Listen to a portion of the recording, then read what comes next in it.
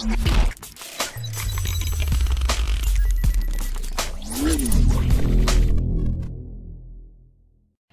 علیکم ګرانو کتونکو، نن به موږ ستاسو وړاندې رسګلې جوړو.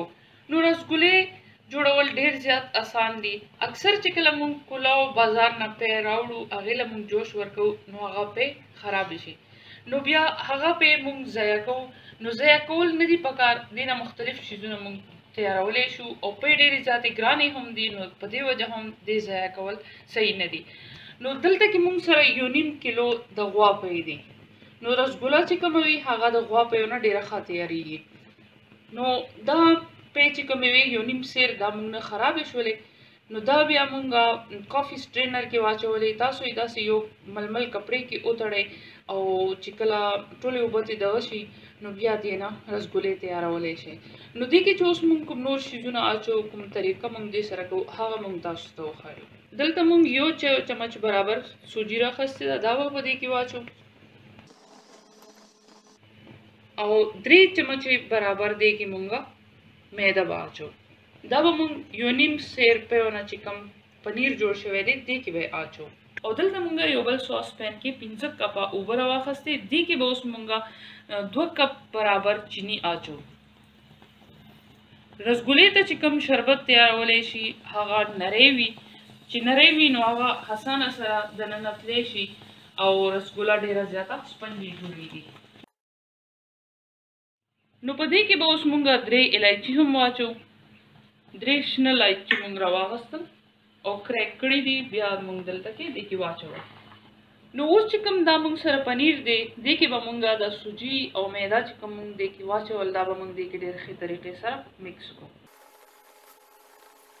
او دا پنیر ګرم نه دی، دا یخ دی. چې کله دا مونږ کافي سټرینر کې واچولو، نو دې نه ټولې اوبه هم توی شوې او بیا دا ډېر زیات هغې نه پس ګنټه نیمه ګنټه داسې زوړندو، نو دا یخ هم شولو.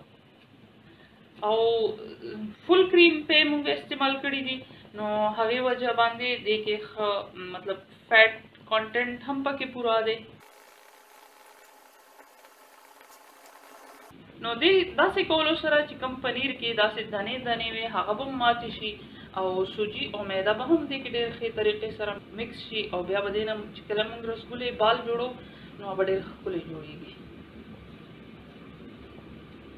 نو دا موږ ډېر ښې طریقې سره داسې لاسونو سره مکس کړلو او چې کله ګورئ موږ دا داسې اوچتو نو پلیټ صفا ښکاري. نو اوس به موږ دې نه داسې رسګلې تیارې کړو. نو ورکوټي نیمبو سایز برابر به موږ دې نه داسې بال جوړ کړو او خیال ساتئ چې دې کې چېرته داسې کریک مریک نه وي، کني بیا رسګله چې کومه ده هغه به صحیح نه شي تیاره. نو دا ټول پنیر نه به موږ همدغه شانتې بال تیار کړو. نو څنګه چې تاسو ته ښکاري زموږ چې کوم چینی او اوبه موږ مکس کړې وې، هغه چینی پکې مکس شوله. اوس به موږ دې کې یو واري چمچ دغه کړو چې دا چینی پکې ښه مکس شوي وي، نو بیا به موږ دې کې دا رسګلې هم واچو. نو رسګلې موږ تیارې کړلې، اوس به موږ دا چینی والا چې کوم موږ سیرپ تیار کړی دی هغې کې به اچو. نو سیرپ زموږ تیار دی او که تاسو غواړئ دې کې یو څو قطرې ارکې ګلاب هم اچولی شئ. دا ستاسو خوښه ده چې اچوئ او که نه اچوئ.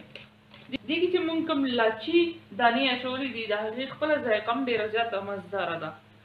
نو اوس به موږ دا رسګلې راواخلو او یو رسګله به موږ دلته دا چې کوم موږ چینی سیرپ تیار کړی دی کې به واچو.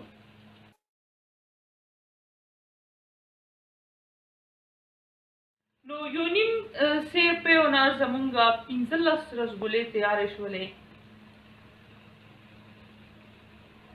نو اوس به موږ دې له جوش ورکوو، تقریبا 8 منټه به دې باندې موږ سر بند کړو او دا به موږ داسې پخې کړو.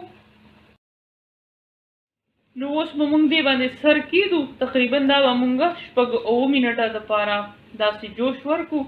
نو بیا موږ تاسو ته وښایو چې څنګه تیارېږي. نو 15 منټه پس موږ یو بل لوښي ته رسګلې واچولې، ځکه چې رسګلې سایز کې ډبل شولې، دا ټولې په یو لوښي کې نه راتللې، نو ځکه موږ کلاو لوښي کې واچولې چې دا ټولې ښې طریقې سره پخې شي. نو رسګولې مونږه یو شپې دپاره فرج کې کېښودلې. نو تاسو ته کتی شي چې څومره پرفیکټ او ښکلې رسګوله تیاره ده. نو چې دا مونږه پریس کړه او بیا مونږه واش کړله نارمل اوبو کې او بیا مونږه د سیرپ کې پرېښوده نو دې ټول سیرپ جذب کړلو. ډېرې زیاتې سپنجي او مزدارې رسګولې دي. تاسو وړاندې به مونږ داسې دې نه سیرپ دغه کړو. نو تاسو یې کتلی شئ دا چې مونږ دغه کې پرېږدو نو دا بیا خپل ځای له راشي. او تاسو به دا هم نوټ کړي وي چې د دې سایز هم ډبل شولو سیرپ کې اچولو نه پس. نو رسګولې به مونږ پستې سره ګارنش کو.